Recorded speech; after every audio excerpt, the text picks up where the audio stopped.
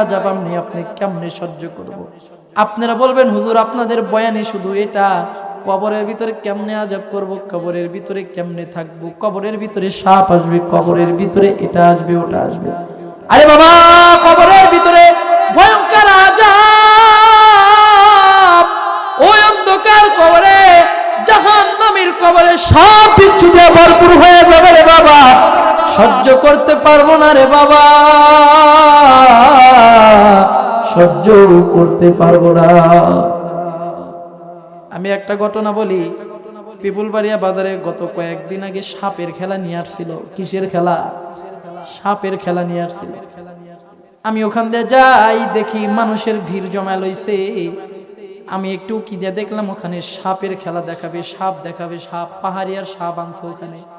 শুধু তাই নয়, 6টা বাক্সতে 6টাই সাপ রয়েছে। একটা সাপ দেখলাম 20 কেজির উপরে ওজন, পাহাড়িয়া সাপ দেখলাম। আমি আপনাদের উদাহরণস্বরূপ এই কথাটা আমি আপনাদের বোঝানোর জন্য বলতেছি। আমাদেরকে প্রথম নাম্বার সাপ দেখানো হলো 20 কেজির ওজনের সাপ। ভাই বিশ্বাস করবেন না, ওই মানুষটা যখন তার হাত দিয়ে ওই সাপটা ওই বাক্সর ভিতর থেকে টেনে হেসড়ে বাইর করতেছে, বন্ধুরে আমার শরীরের ভিতরে একটা ঝাঁকি মেরেছে। তারপরে আরেক বাক্স থেকে যখন কয়েকটা সাপ বের করবে, এমন সময় তারা সাপটা বের করবে, কি কি যেন বলে বলে বলে সাপটা বাইর করবে। এক বেটা ওই সাপটা তার হাত দিয়ে ধরলো, ধরে টেম দিয়ে একটা বড় সাপ বাইর করলো। বন্ধুরে আমি ওই সাপটা আমার চোখে পড়া মাত্রই আমার শরীরটা এমন নার্ভাস হয়ে গেল, ওই অন্ধকার কবরের কথা আমার মনে হয়ে গেল।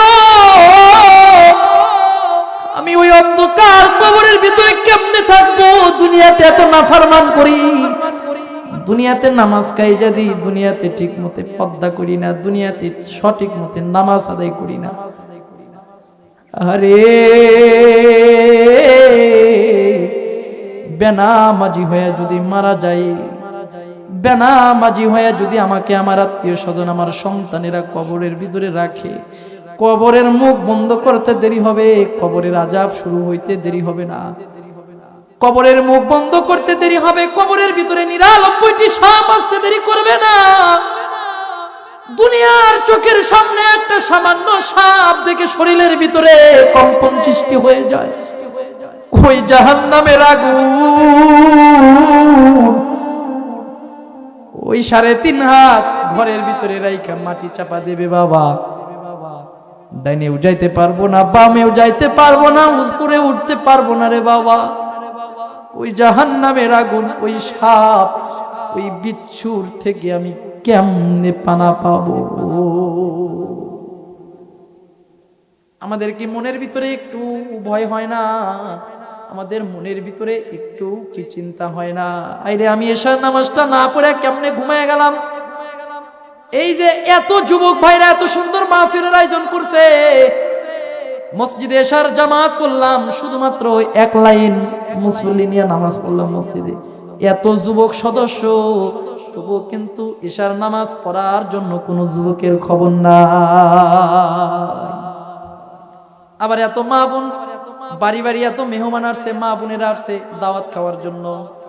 খবর নিয়ে দেখবি এখন যদি খবর নেই কয়জন মা নামাজ পড়ছে, হাতে গোনা কয়েকটা মা বোন নামাজ পড়ছে, আর সব বাড়িতে নামাজ শূন্য, বয়ান শুনলেই তো হয়ে যায়। বন্ধু এই বয়ান শুনা কাম হইবে না, নামাজ যদি আমি ছাড়িয়ে দিই, আগে নামাজ পড়তে হবে তারপরে বয়ানে আসতে হবে। কথা বলেন ঠিক না? আগে আমাদেরকে সালাত কায়েম করতে হবে, তারপর আমাদের মাহফিল আসতে হবে। এই যুবক ভাই, আগে আমাদেরকে নামাজ পড়তে হবে, আল্লাহর হুকুম আল্লাহর বিধান আমাদেরকে মানতে হবে, তারপরে অন্য অন্য কাজ আমাদের করতে হবে। যুবক গো, এত সুন্দর মাহফিল দিয়েছো, যদি নামাজ না পড়ো কিয়ামতের ময়দানে এই মাহফিল তোমার জন্য শাফায়াত করবে না। নামাজ পড়ে ইবাদত করে যদি তুমি আল্লাহর কাছে ঠেকে যাও, ওই সময় নাই মাহফিলটা নাজাতের জরিয়া হবে। তুমি নামাজই না পড়লা, মাহফিল কি নামাজের জন্য, এই মাহফিল কি নাজাতের জন্য উঠিয়ে যাবে নাকি বলেন? কখনোই যাবে না। এই জন্য আমি আপনাদেরকে বলতে চাই, ও পদ্মার অন্তরের মা, এই দুনিয়াটা আমার জন্য কিছুই না, তোমার জন্য কিছুই না। এই দুনিয়াটা একটা দুনিয়া বলতে ধোঁকা, কিন্তু দুনিয়াটা স্বার্থপরের দুনিয়া।